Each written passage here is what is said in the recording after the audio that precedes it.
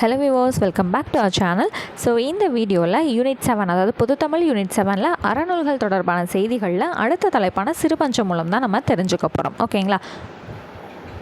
So நம்மளோட மெட்டீரியலில் என்னென்ன புக்ஸ் வந்து ஆட் பண்ணி ஒரே இதாக கம்பைல் பண்ணி கொடுத்துருக்கோன்னு பார்த்தீங்கன்னா, புதிய சமச்சீர், பழைய சமச்சீர், 2003லேருந்து 2010 வரைக்கும் இருந்த எடிஷன் தமிழ் புத்தகங்களாக இருக்கட்டும், தேவிரா புத்தகமாக இருக்கட்டும், இது போகவே நமக்கு தேவையான அவுட்சோர்ஸ் புக்ஸாக இருக்கட்டும், government material and previous questions, இது எல்லாமே கம்பைல் பண்ணி நம்ம ஒரே இடத்துல கொடுத்துருக்கோம். ஸோ இத்தனை புத்தகமும் உங்கள் கைக்கு வந்து வேணுங்கிற அவசியமே இல்லை. ஏன்னா நம்ம எல்லாத்தையுமே கம்பைல் பண்ணி தான் ஒரே மெட்டீரியலாக உங்களுக்கு கொடுத்துருக்கோம். ஸோ இந்த ஒரு மெட்டீரியல் இருந்தாலே நீங்கள் இது அனைத்தையுமே வந்து படித்தது தான். ஓகேங்களா? ஸோ உங்களுக்கு நம்மளோட மெட்டீரியல் வந்து தேவைப்படுது அப்படின்னா டிஸ்கிரிப்ஷனில் இருக்கக்கூடிய காண்டாக்ட் நம்பருக்கு காண்டாக்ட் பண்ணி டீட்டெயில்ஸ் கேட்டு பர்ச்சேஸ் பண்ணிக்கோங்க.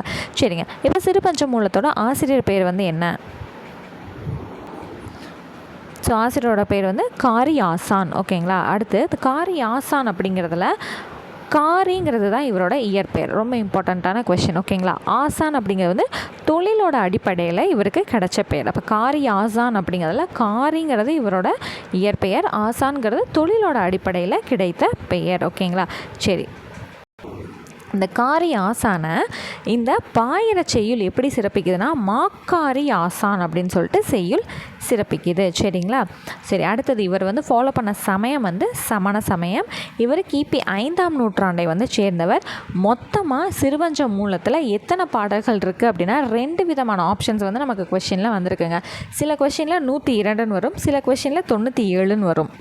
ஸோ நீங்கள் இந்த 2 கவுண்ட்டையுமே நீங்கள் என்ன பண்ணணும், மெமரி பண்ணி வச்சுக்கணும். 102 இருந்தால் 102 வந்து செலக்ட் பண்ணணும், 97 இருந்ததுன்னா 97 செலக்ட் பண்ணணும். ரெண்டும் ஒரே நேரத்தில் வந்தது கிடையாது. 2ல் ஏதாவது ஒரு ஆப்ஷன் தான் நமக்கு இருக்கும். சிறுபஞ்ச மூலத்தில் பாடல்களோட எண்ணிக்கைனா 102 அல்லது 97ங்கிறது கம்பல்சரி நீங்கள் நினைவில் வச்சுக்கணும். சரிங்களா? இதில் கடவுள் வாழ்த்து வந்து ஒரு பாட்டு வந்து இருக்குது. சிறப்பு பாயிரம் வந்து 2 பாடல்கள் வந்து இருக்குது. அந்த பாயிரத்தில் தான் இவர் என்னன்னு குறிப்பிடுறாங்க, மாக்காரி ஆசான் அப்படின்னு சொல்லிட்டு குறிப்பிடுறாங்க. ஸோ இந்த பாடல்களோட வகை வந்து வெண்பா வகையை சேர்ந்தது. சரிங்களா? சரி. சிறுபஞ்ச மூலம். இதுக்கு முன்னாடி திரிக்கடுகம் அப்படிங்கிற ஒரு தலைப்பு வந்து நான் சொல்லிக் கொடுத்தேன். திரிக்கடுகம்னா 3, திரினா 3ன்னு ஞாபகம் வச்சுக்கோங்க. சுக்கு, மிளகு, திப்பிலி, இந்த 3 மருந்து பொருள்களால் ஆன நூல் தான் வந்து இது அப்படின்னு சொல்லி நம்ம படித்தோமா? சரிதா? சுக்கு, மிளகு, திப்பிலி, இந்த 3 மருந்தும் சேர்ந்தது அப்படின்னா மனிதர்களோட மனசில் இருக்கக்கூடிய மனநோயை வந்து தீர்க்கும். அதே போல் 3 அறக்கருத்துக்களை படிக்கும்போது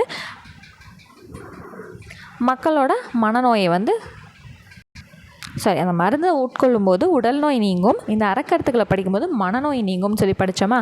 அதே போல் இங்கே சிறு பஞ்ச மூலம், இந்த பஞ்ச அப்படிங்கிறப்ப எதங்க குறிக்குது? 5. அப்போ இந்த 5 சிறிய வேர்களால் ஆன மருந்து அப்படிங்கிறது தான் இதோட பொருள். சரிங்களா? அது எந்த 5 வேர்கள் அப்படிங்கிறது ரொம்ப ரொம்ப இம்பார்ட்டன்ட்ங்க. கண்டங்கத்திரி, சிறுவழுதுணை, சிறுமல்லி, பெருமல்லி, நெருஞ்சி, இந்த 5 வேர்களால் ஆன மருந்து பொருள். ஓகேங்களா? இது ரொம்ப ரொம்ப இம்பார்ட்டன்ட். பேர் வந்து கம்பல்சரி மனப்பாடம் பண்ணணும். இந்த 5 வேர்களும் இணைந்தால் மனிதனின் நோயை குணப்படுத்துவது போல ஒவ்வொரு பாடலிலும் உள்ள 5 கருத்துக்கள் மனிதனின் அறியாமையை போக்கி நல்வழிப்படுத்துவனவாய் அமைந்துள்ளன. அப்போ திரிக்கடுகத்தில் 3 அறக்கருத்து, 3 மருந்து பொருள். சிறுபஞ்ச மூலத்தில் 5 வேர்கள், 5 அறக்கருத்துகள். சரிங்களா? ரொம்ப ஈஸியான விஷயம். அடுத்தது சிறுபஞ்ச மூலம். கண்டிப்பாக அறக்கருத்துங்கிறப்ப 17 கீழ்கணக்கு நூல்களில் ஒன்று தான்.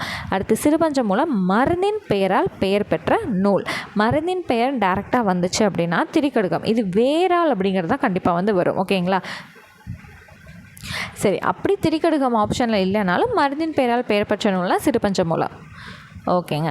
அடுத்தது காரி ஆசான் பற்றி வந்து பார்த்துருவோமா? இவர் மதுரை தமிழாசிரியர் மாக்காயனாரின் மாணவர். மாக்காயனார் இருக்கார் இல்லைங்களா? அதாவது காரியாசன்கிறது தான் இவர். காயனாருங்கிறது காரியாசானோட ஆசிரியர். ஓகேங்களா? அதுவும் மதுரையில் இருந்த தமிழாசிரியர் யார்? மாக்காயனார். ஓகேங்களா? ஸோ இவரோட மாணவர் தான் காரியாசன். இந்த டீட்டெயிலாம் எது நமக்கு சொல்லுது? 2 சிறப்பு பாயிரம் இந்த புத்தகத்தில் இருக்கு இல்லைங்களா? அதில் குறிப்பிட்டிருக்கு. அடுத்தது காரியாசான் பெருஞ்செல்வர், கொடையாளர், வடமொழி அறிஞர், மருத்துவர். சரிங்களா? காரியாசன் யாருங்கிறத நம்ம தெரிஞ்சுக்கணும் இல்லைங்களா? ஸோ அதுதான். அடுத்து காரியாசனும் கனிமேதாவியாரும் ஒரு சாலை மாணவர்கள். ஸோ கனிமேதாவியார் யாருங்கிறத நம்ம அடுத்த பாடத்தில் வந்து நம்ம கம்பல்சரி படிப்போம். அப்போ இந்த கண்டென்ட் எல்லாமே திரும்ப நினைவு கொண்டு நம்ம படிக்கலாம். காரியாசானும் கனிமேதாவியாரும் ஒரு சாலை மாணவர்கள், அதாவது ஒரே இடத்துல படித்தவங்க. அடுத்து மலைக்கை மாக்காரியாசன் அப்படிங்கிற தொடர் வந்து ஆசிரியர் கொடைவள்ளல் அப்படிங்கிறத நமக்கு தெரியப்படுத்துது. எது தெரியப்படுத்துது? மலக்கை மாக்காரி ஆசான் அப்படிங்கிற தொடர் இவரை வந்து ரொம்ப கொடைவள்ளல் அப்படிங்கிறத நமக்கு தெரியப்படுத்துது. பெரும்பான்மை பொது அறக்கருத்துகளும் சிறுபான்மை சமண அறக்கருத்துகளும் இந்நூலில் இடம்பெற்றுள்ளன. இது வந்து ரொம்ப இம்பார்ட்டண்ட்டான லைன்ஸுங்க. ஸோ சிறுபஞ்ச மூலத்தில் மேக்சிமம் அறக்கருத்தும் மினிமமாக சமண அறக்கருத்தை பற்றி வந்து கொடுத்துருக்காங்க. ஓகேங்களா? அடுத்து இந்த சிறுபஞ்ச மூலத்தில் இருக்கக்கூடிய பாடல்கள் வந்து நன்மை தருவதை பற்றியும் சொல்லுது, தீமை தருவதை பற்றியும் சொல்லுது, சிரிப்பான விஷயங்கள் அதாவது நகைப்புக்கு உரியதை பற்றியும் நமக்கு வாழ்வியல் அடிப்படையில் நமக்கு எடுத்து சொல்லுது. சரிங்களா? 5 வேர்கள் சேர்ந்தால் மருந்து, அந்த மருந்து தான் சிறுபஞ்ச மூலம் அப்படின்னு சொல்லிட்டு பதார்த்த குண சிந்தாமணியும் பொருட்டொகை நிகண்டும் வந்து நமக்கு எடுத்து சொல்லுது. சரிங்களா? இது வந்து ஒரு இம்பார்ட்டண்ட்டான லைன். அடுத்தது நூலோட பெயர் காரணத்தை ஆசிரியர் வந்து முதல் பாடல்லே வந்து சொல்லியிருக்காரு. சிறுபஞ்ச மூலத்தில் இருக்கக்கூடிய முதல் பாடல்லையே இந்த நூலுக்கு நான் ஏன் இந்த பெயர் வச்சேன் அப்படிங்கிறத எக்ஸ்பிளைன் பண்ணி அந்த பாடலை வந்து கொடுத்துருக்காரு. ஸோ இந்த பாடல் நம்ம இங்கே டீட்டெயில்டாக கொடுத்தாச்சு. ஒத்த ஒழுக்கம் கொலை போய் புலால் களவோடு ஒத்த இவையளவோர் நாளிட்டு ஒத்த உருவஞ்ச மூலந்தின் மாறி போல் கூடிர் சிறுபஞ்ச மூலம் சிறந்து. சரிங்களா? ஓகேங்க. அடுத்தது இந்த நூலில் வந்து பல பாடல்களில் மகடுவை தான் வந்து முன்னிலையாக வந்து அமைச்சிருக்காங்க. ஸோ மகடுங்கிறது இப்போ நடந்த போன வருஷத்தான ப்ரீவியஸ் கொஷனில் கம்பல்சரி எல்லோரும் பார்த்துருப்பீங்க. மகடு அப்படின்னா வேறு யாரும் இல்லை, பெண்கள். ஓகேங்களா? அப்போ மகடு முன்னிலைனா ஒரு பெண்ணை நோக்கி கூறுவது போல் பாடலை அமைப்பது தான் சிறுபஞ்ச மூலத்தில் மேக்சிமமாக வந்து இருக்குது. சரிங்களா? இப்போ மகடுனா யார்? பெண்கள். சரி, அடுத்தது சிறுபஞ்ச மூலம் கூறும் 5 உறுதிப்பொருட்கள் மக்களின் வாழ்வை நெறிப்படுத்துகின்றன. என்னென்ன 5 கருத்துக்கள்? நற்குணம் உடையவரை உடன் சேருங்கள், பிறர் பொருளுக்கு ஆசைப்படாதீர்கள், தீய குணம் உடையவரை ஒழியுங்கள், தீய சொற்களை பேசாதீர்கள், யமன் வருவது உறுதி. ஓகேங்களா? சரி, அடுத்தது வேறு என்னென்ன கருத்துக்கள் பற்றி சிறுபஞ்ச மூலத்தில் வந்து இருக்குங்கிறத நம்மளோட 12ஆம் வகுப்பு சிறப்பு தமிழ் பழைய சமச்சீரில் வந்து கொடுத்துருப்பாங்க. ஸோ அதை வந்து இங்கே டீட்டெயில்டாக நம்ம எடுத்து கொடுத்துருக்கோம். தோல் கன்றை காட்டி பசுவை கறக்கும் பழக்கம் கொடியது அப்படின்னு சொல்லி சிறுபஞ்ச மூலம் கூறியிருக்கு. எது அழகுன்னு வந்து சொல்லியிருக்கு. மக்கட்பிறவியும் அப்பிறவி பயன் பற்றியும் கூறப்படுது. யாருக்கு மீண்டும் மறுபிறவி இல்லைன்றதை பற்றியும் என்ன சொல்லுது? சிறுபஞ்சம் மூலம் சொல்லுது. இதை கூட ப்ரீவியஸ் கொஷனில் வந்து வந்து அப்கமிங் எக்ஸாம்ஸில் வந்து கேட்கலாங்க. மீண்டும் வந்து மறுபிறவி கிடையாதுங்கிறத எந்த நூலில் வந்து சொல்லியிருக்காங்க அப்படிங்கிறத தாராளமாக கேட்கலாம். சரி, மேற்கோள்கள் வந்து வழக்கம் போல் நீங்கள் என்ன பண்ணணும்? கம்பல்சரி நல்லா ரீட் பண்ணியிருக்கணும். காரி ஆசானின் புலமை வெளிப்படும் செய்யுள்கள். ஸோ அவர் எழுதின சில பாடல்களே தான். ஓகேங்களா? அடுத்தது பாடப்புத்தகத்தில் இருக்கக்கூடிய பாடல்கள் எல்லாமே நம்ம எடுத்து கொடுத்துருக்கோம். ஸோ இங்கே இருக்கக்கூடிய முக்கியமான கண்டென்ட் எல்லாமே இன்ட்ரொடக்ஷன்லேயே நம்ம கவர் பண்ணிட்டோம். ஸோ இது போக இங்கே என்ன தெரிஞ்சுக்கணும்னா கம்பல்சரி பாடல் வரிகள் என்னங்கிறத தெரிஞ்சுக்கணும், சொல்லும் பொருளும் தெரிஞ்சுக்கணும், அதுக்கான விளக்கத்தை ஜஸ்ட் வந்து ரீட் அவுட் பண்ணி தெரிஞ்சுக்கணும். ஓகேங்களா? ஸோ மொத்தம் எத்தனை பாடல்கள் வந்து பள்ளி புத்தகத்தில் நமக்கு இடம் பெற்றிருக்குன்னு பார்த்தீங்கன்னா 5 பாடல்கள் வந்து இடம் பெற்றிருக்கு. ஸோ இது போக வந்து புக் பேக் வந்து கொடுத்துருக்கோம். அந்த புக் பேக்குக்கான ஆன்சர்ஸும் நம்மளே வந்து கொடுத்துட்டோம். ஓகேங்களா? ஸோ சிறுபஞ்ச மூலம் டேஸ் இலக்கியம் அப்படின்னா அற இலக்கியம். அப்போ ஆன்சர் என்னது? அறம். அடுத்து பூவாது காய்க்கும் மலர்க்கை அடிகோடிட்ட சொற்களுக்குரிய இலக்கணம் யாது?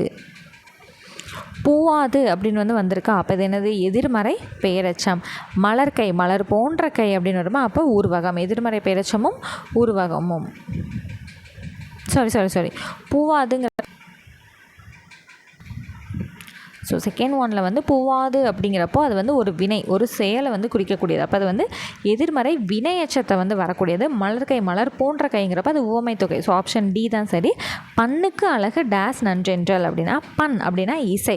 அந்த இசையை வந்து என்ன பண்ணால் அதுக்கு நல்லது அப்படின்னா அதை கேட்கணும் இல்லையா? ஸோ கேட்டால் தானே அது எப்படி இருக்குன்னு சொல்ல முடியும். இப்போ பண்ணுக்கு அழகு கேட்டார் நன்றென்றல். அடுத்தது பிறரிடம் இறந்து செல்லாமல் டேஸ் அழகு. ஸோ பிறர்கிட்ட வந்து கெஞ்சி பிச்சை எடுத்து வந்து போகக்கூடாது அப்படின்னா பின்னாடி போகிறது எது? கால் தான். அப்போ பிறரிடம் இறந்து செல்லாமல் டேஸ் அழகுனா காலுக்கு அழகு. இதெல்லாம் எங்கே இருக்குது அப்படின்னு பார்த்தீங்கன்னா இங்கே இருக்குது பாருங்கள். கண்வனப்பு கண்ணோட்டம், கால்வனப்பு செல்லாமை, எண்வனப்பு இத்துணையாம் என்றுரைத்தல், பன்வனப்பு கேட்டார் நன்றென்றல், கிளர் வேந்தன் தன்னாடு வாட்டார் நன்றென்றல் வனப்பு. ஸோ அந்த பாடல் வரியை தான் நமக்கு அப்படியே புக் பேக்கில் வந்து கொடுத்துருக்காங்க. ஓகேங்களா? ஸோ அவ்வளோதாங்க. சிறுபஞ்ச மூலம் டாபிக் வந்து நமக்கு கம்ப்ளீட்டாக முடிஞ்சிருச்சு. ஸோ நம்மளோட பாடப்புத்தகமாக இருக்கட்டும், தேவிரா புத்தகமாக இருக்கட்டும், ப்ரீவியஸ் கொஷனுக்கு கேட்கப்பட்ட பாயிண்ட்ஸையும் நம்ம பாயிண்ட்டாகவே நம்ம கொடுத்தாச்சு.